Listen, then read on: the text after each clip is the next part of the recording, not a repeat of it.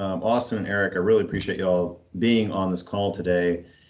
We sent out a survey recently to our customers asking about the different topics that they cared about, because we were going to do like a webinar series, and we still are going to do a webinar series. And surprisingly, one of the things that people cared the most about is Office 365 backup. I think some of that is we talk about it a lot because it's super important, but also I think they're curious to learn more about it. So that's kind of why I have you both on today. So if you don't mind, would you mind providing a brief introduction of, who you are and what you do at Dropsuite? Yeah, absolutely. I'm Austin Ellis. I do business development and do some account creating and a little bit of support on the side as well. I pretty much show the demos, answer any questions that people have about them, and then help get them signed up and accounts created for them. And then I have Eric on the line as well, and I will let him cover his introduction. Yeah, so I kind of follow where Austin leaves off after. Austin's been doing some onboards, but my role is account manager and support, and my role is to do onboarding and to kind of start leading them on the way and answer any questions and kind of support them at least during the first part of the journey with Dropsuite. Perfect. So we got a couple different angles today. I know, Austin, you're probably going to answer most of the questions, but it's good to have Eric here too in case he wants to provide any input. Well, I guess to cut right to the chase, I'll go ahead and start asking some of the questions that I've kind of put together, because I know it's the things that are probably going to cover most of the bases and the things that our clients are interested in. So the first question, let me just pull it up real quick. Like I mentioned, we sent out this recent survey to our clients, and the number one topic they were interested in learning about is actually Office 365 backup, which I found kind of surprising. But why do you think that is from your perspective? So this is something that we get a lot. People are now, due to COVID and everything that's happening in the workforce, they're transitioning from an in-office workspace to remote working. And with those remote working, there's more points of vulnerability. Ransomware, phishing, spoofing, all kinds of things are at an all-time high, and it's just increasing. So having that extra layer of security and knowing that nothing will be lost because you have a copy of it, having that backed up is a peace of mind that helps the customers or partners, end users, whoever it is that has it.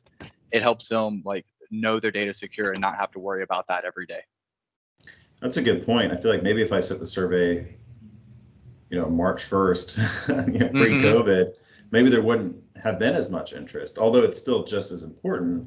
But now, because of this kind of remote workforce, this virtual environment, and how much Microsoft 365 is being utilized, it's on the top of everyone's mind. Yeah, absolutely. That's a good point. So next one on this list is, why do you think having a Microsoft 365 backup is so important? Well, a lot of people assume that Microsoft ensures your data is protected, but they don't. They will retain some of the data for a limited period of time, but having a backup, it ensures that it's secure and protected indefinitely. Ransomware, again, I just mentioned, is on the rise. There's new kinds of phishing and spoofing. There's many companies that it's not if something's going to happen, it's when it's going to happen. And a lot of companies end up contacting us after that bad thing has happened, where it was like a malicious deletion, or no one wants to be going through a lawsuit and then realize they don't have the email that they know exists. So having that security is also very important. And then having the ability to get back in.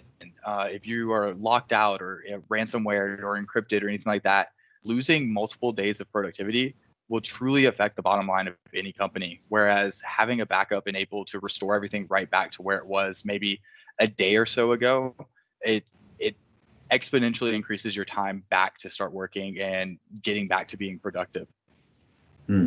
That's a really good point. And I think a lot of people, and this is a very reasonable assumption, a lot of people think that, well, it's in SharePoint, it's in the cloud, and they think, it's in the cloud, so it's backed up. But the reality sometimes is the cloud is just a server somewhere else. Well, that's what it always is. It doesn't necessarily mean it's backed up to another location, whereas that's always the assumption when people think of the cloud. And I think part of that is us having to educate clients and the community to say, hey, just because you're in the cloud doesn't necessarily mean there's additional redundancies. So that kind of leads to my next question, which is, does Microsoft not back up the data that they store for business using Microsoft 365, for instance, SharePoint or OneDrive? So they do have it backed up, but it's a very limited time frame. And if you actually go look at Microsoft's service agreement, under their clause 6B, they suggest regularly backing up your content and data with a third-party provider, because they cannot ensure that it will be backed up and be retrievable and able to get back to you. And it's right in there in their service agreement, so it's very easy to research yourself and find out about it. Well, that's very interesting. I actually didn't know about the specific clause. So they're actually promoting. They're saying, hey, of course, it's in their best interest to try and keep the information safe and back it up to a certain degree, like you mentioned. But they're even them themselves are saying you should definitely work with a third-party provider to back this up in another location for extra security.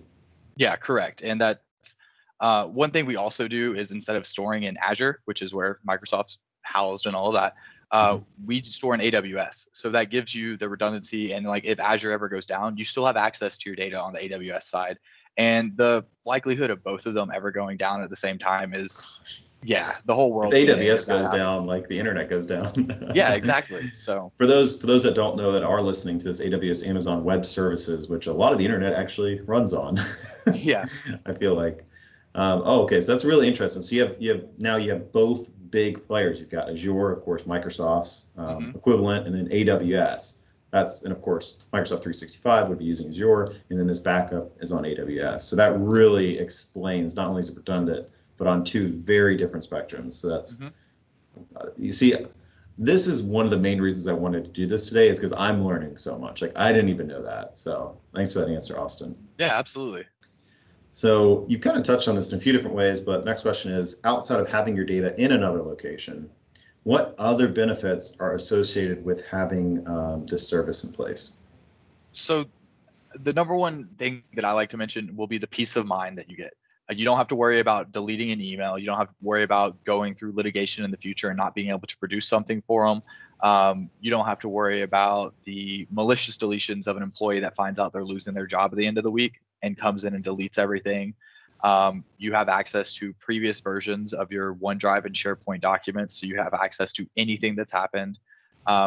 This helps. I'm not sure on like the end user side, but I know you guys have gone through it a bunch. But like mailbox cleanliness and organization, not having to hold every single email for eternity because it may come up in the future, and having the ability to delete that and then access it in the future when you need it, really helps out a lot with keeping everything cleaned and organized as well. Yeah, that's a really good point. Especially the malicious employee. I mean, that doesn't happen a lot. Just like ransomware may not happen a lot right now, but when you got 20 different things that could happen, they might not happen all the time, but if they do happen and you're stuck without this service, it's unfortunate, and it puts you in a bit of a hard place. One thing that kind of came up in discussion is it almost acts like a quasi archive as well, where even though you delete it on your Outlook, if someone's trying to delete their emails or delete files or whatever it might be, it's kind of, in a sense, an archive, not just a backup. Yeah, that's correct. So even if something is deleted from the mailbox, you'll still be able to come in and get any email that we've backed up at any point in time. And the same goes for a SharePoint or OneDrive. Any of the information in there that you need to recover, you can. We have multiple versions, so you can pick which version you're going to be restoring or downloading. There's a lot of versatility with it. Definitely sounds like it. Yeah, absolutely. Right. Another Also, answer. Yeah, also go ahead, nothing is ever deleted unless you set a retention policy on it. So it is an archive in that where you can't go in and just start deleting things. And going back to the malicious employees, not necessarily malicious, but when people leave the company, they tend to want to delete things in their own email. And they're not trying to sabotage the company, but they might just try to protect themselves somehow. So that could be a reason why. That's a really good distinction, in that when people think of malicious acts, like, that's not a malicious act, but it could be harmful, where it's not always some employee that's trying to hack into the server to delete all the financial information or to do something so bad. It's kind of like they're cleaning out things that you may need in the future or right now. That's a great distinction. Good point. So I feel like you've hit on this question too, but the next one, these are the last two questions we have here, is what are the most common reasons that businesses start using your service? So recently, like you mentioned, if we go back to March and ask these questions, how it'd be different. Ever since March, it was doing the remote working. A lot of people are going remote. They need the backups of their work that they're doing at home. They don't want to lose that production that happened throughout the day or the week. But a lot of the other customers are people who have had something wrong happen. They've lost an email that they absolutely needed for something. An employee accidentally deleted something or purposely deleted something, or an entire file just disappeared, got deleted somehow, and they can't get it back. So like there's two sides to it. One of them is the people that are trying to protect it going forward with the COVID and the remote work, and the others are the ones that have unfortunately had something negative happen and now are trying to like correct it and prevent it from happening in the future. Yeah, absolutely. As speaking from the IT perspective, I mean, y'all are a vendor that we use. We have a lot of trust and faith in. And from an IT perspective, we are seeing, I don't know about a mass migration, but 5 years ago when I started in this business, it was you had a server on site, your files were there, you backed it up with an on-site NAS, and then that was sent into the cloud. So your data is in 3 different locations. If you want to access that data, you VPN or whatever it might be. Now, most new setups for customers under, typically 30 employees, they're just going SharePoint.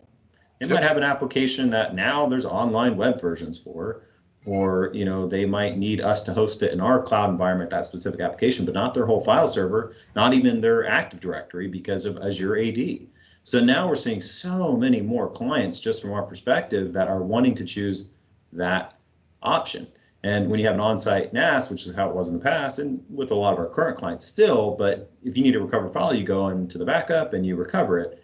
With Office 365, the assumption is that is all still there, when in reality it's not. So this transition, there's that education piece that I just want to make sure, and that's another reason we're doing this, that we're communicating well as we're moving people to Microsoft 365. So new change means new challenges. So we're meeting those challenges with you guys.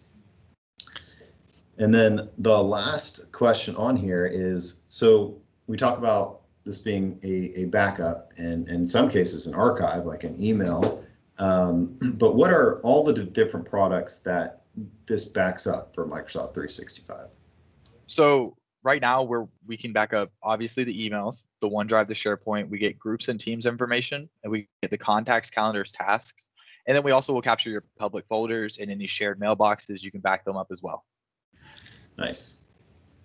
That's a very concise and excellent answer, because that's like all the things. Yeah. So I don't know what else we could need. And that's our thing. It's we focus on O365 and try and get everything from it as we can.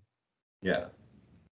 That's awesome. I mean, some Teams is another one of those things where it's like, as we had so many people move to Microsoft 365 over the last few years, now we're seeing so many people moving to Microsoft Teams. And as someone who uses Teams extensively, I cannot tell you how many times I go into Teams trying to find a certain file or a chat that I had, communication, because it's not email anymore, it's in Teams.